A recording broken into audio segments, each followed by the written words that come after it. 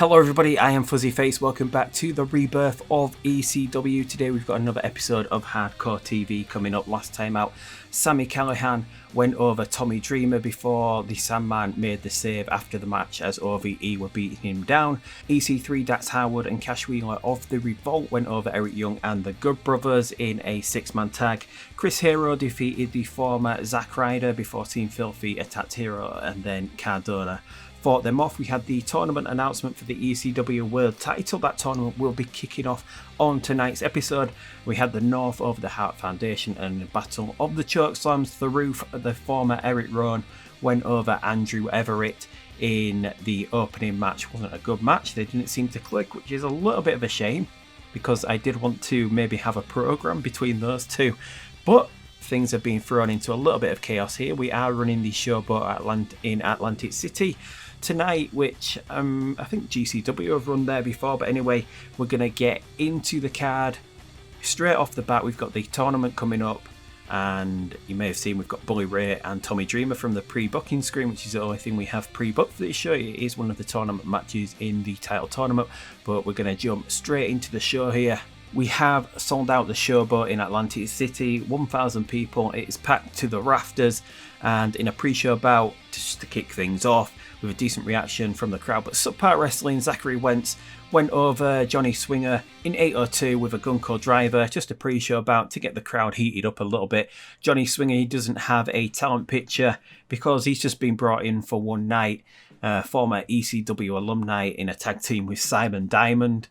Just brought it in for one night. He had a performance of 27, not a really good showing from him. Wentz pretty decent at 48, just a regular match with Wentz going over. Destrey and Wentz's real life wife Kimberly were at ringside. The entirety of the Rascals were out. A 44 rating just to get things started on the pre-show, and then we jump into the main show itself, and the show opens with Joey Styles and Taz running down the tournament to crown a new ECW World Heavyweight Champion. They explain that the tournament has been expanded to 16 competitors from the initial number of 8 that was announced last week. They also talk about a tournament to crown new ECW Tag Team Champions and how that would also be starting tonight. Styles then says both tournaments will come to their conclusion at ECW Anarchy Rules in September, when ECW would return to pay-per-view. We then get graphics for both of the tournaments, which are going to come up on screen now. So for the ECW World Heavyweight title tournament, we kick off with the first round. We've got RVD and EC3, Sabu versus the former Eric Rowan, The Roof, Marty Scurll against someone. This spot is left open because tonight we have, which is coming up next, I think, is a 4-way match. With the winner of that will then go into the first round of the ECW World Heavyweight title tournament to face Marty Scurll. We have Tommy Dreamer versus Bully Ray, which is coming up tonight. Mike Bennett versus Chris Hero, Tajiri versus Tom Lawler, Seema versus a mystery opponent, which is the main event tonight, and Sami Callihan taking on Eric Young. Then we move on to the ECW World Tag Team Tournament. It involves 9 teams, 3 matches are the first round, 3 three-way matches. Match A will be the Briscoes versus OVE versus the Space Pirates. Match B is the North versus the Revolt versus the Strong Hearts. Match C is the Hart Foundation versus the Rascals versus the Villains. And then we have, after that, all of the winners of those matches go straight through to the final, whereas the losers of those matches will then face off against each other in a last chance saloon match. So the losers of A will wrestle each other, losers of B, losers of C, they will all wrestle each other. There'll be 3 matches there. The winners of those will then go into a last shot match, and the winner of that will then go into the ladder match for the gold at Anarchy Rules. So if you do lose in the first round, you do have a chance of going through. You do have to win 2 matches from that point to get into the ladder match. But that is how everything is going to be working. Both tournaments will come to their conclusion at the first pay-per-view back, which will be Anarchy Rules in September. Anyway, let's move on to the first match of the night, which is in a bout that had good heat and decent wrestling. Rich Swann, making his debut here, defeated Andrew Everett, who couldn't put anyone away with his chokeslam, and Petey Williams and Matt Seidel. It's a short match, only 6 minutes 40, a high spots match. and Rich Swann pinned Petey Williams with a tornado spin kick, and Rich Swann carried the match in terms of in-ring performance, getting a 61, which is a really good rating. We get a 56 overall. As I said, it was a high spots match, not much in the way of road agent notes. Swann to be the victor, Petey Williams to lose. This was also the match in the title tournament to decide who would be facing Marty Scurll. So Rich Swann is now in the title tournament and will advance. He will be taking part in the first round. We then move on to the first round, the first match in the first round of the tag team title tournaments, which is the Briscoes versus the Space Pirates versus OVE. And in a good match, the Briscoes went over the Space Pirates and OVE. Space Monkey taking the elimination after OVE put him away, and then Jay and Mark then put Dave Christ away when they eliminated him after a spike. Jay Driller is a really good match, a 65. The Briscoes having a really good performance here. Obviously, they've got excellent chemistry when teaming together. OVE doing pretty well as well, and Space Monkey and Shane Sabre, who aren't that over here, I think their rating's about a 20. Still trying to get them over, although they've only lost so far. I do like Space Monkey's gimmick. He's got a big future here in ECW going forward, but this is just a match to get the Briscoes over, get them moving after their loss to Rob Van Dam and Sabu, gets them through to the final. They will be in the ladder match at Anarchy Rules now for the tag team titles. We then move on to the next match, which is Chris Hero and the former Zack Ryder, Matt Cardona, against Tom Lawler and Josh Woods of Team Filthy.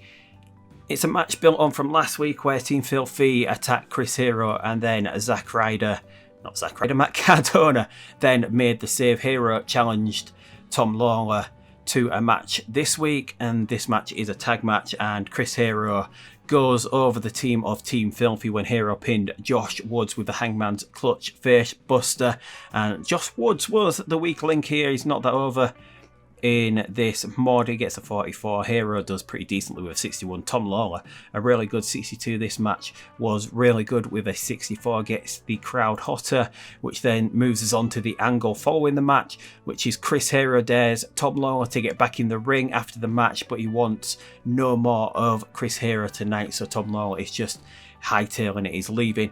Hero grabs a microphone and tells Lawler he better win his match in the title tournament, because Hero wants to be the one to knock him out in more ways than one in the second round. So he wants to knock him out of the tournament. He wants to knock him clean out. So basically, Hero is telling Lawler that he better win because Hero is confident of winning his first match in the tournament, because if they both do advance through the first round, they will meet in the second round of the ECW World Heavyweight Title Tournament.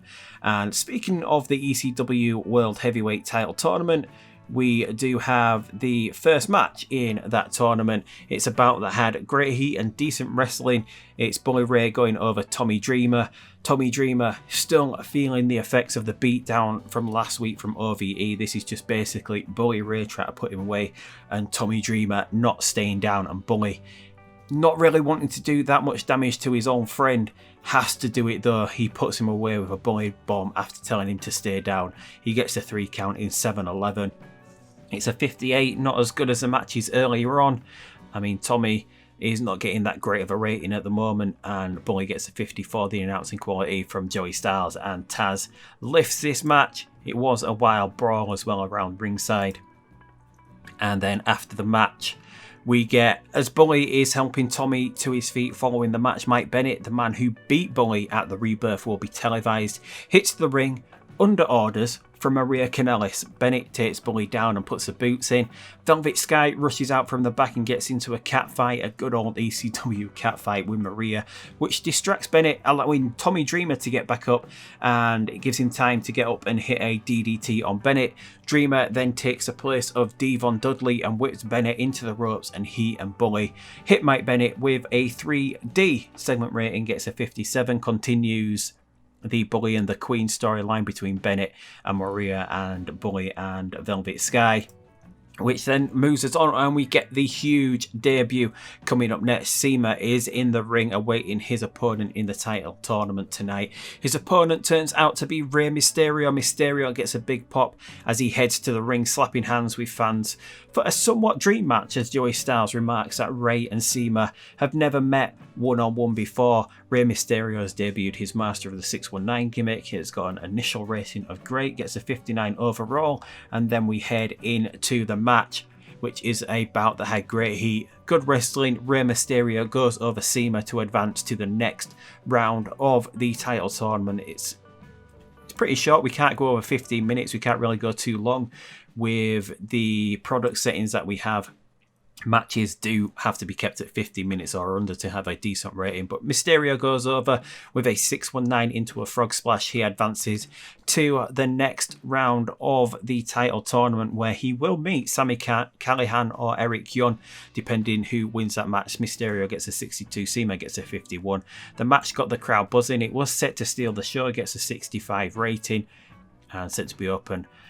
Decisive finish and a pinfall, and that brings about the end to the show. So it is a pretty match heavy show this time around, as we've got the tag title tournament setting off, the ECW World Heavyweight title tournament underway now as well. Both those will come to a head. I think we've got 7 more shows until we get to the Anarchy Rules pay-per-view. All the matches in the title tournaments will be done at that point. But anyway, we get the big debut of Rey Mysterio. We get a 65 overall. We're increasing our popularity in all the regions going on around. And if we just go ahead to the next day, Matt Hardy's contract is coming due at AEW. He is going to renegotiate with AEW. Maybe we could make that sign, but we'll just have a quick look at what went down on AEW Wednesday Night Dynamite. And the main event was Jeff Cobb, John Moxley and Matt Taven, who's made the jump from Ring of Honor, defeating Enzo Amore and the Vipers Revolution. Who are the Vipers Revolution? How do we even get to this? So the Vipers Revolution is a team of Colt Cabana and Darby Allin. Quite an interesting team there. So that is where we're going to leave things this week. We've started the 2 title tournaments. Next week we've got more matches in those title tournaments coming up. That will be ECW Hardcore TV 4 or 5. Should be coming in the next couple of days. But until that point, I'll see you later when we carry on with ECW The Rebirth. What's going to go on next time? But anyway, I'll see you next time on ECW The Rebirth. But until that time, goodbye.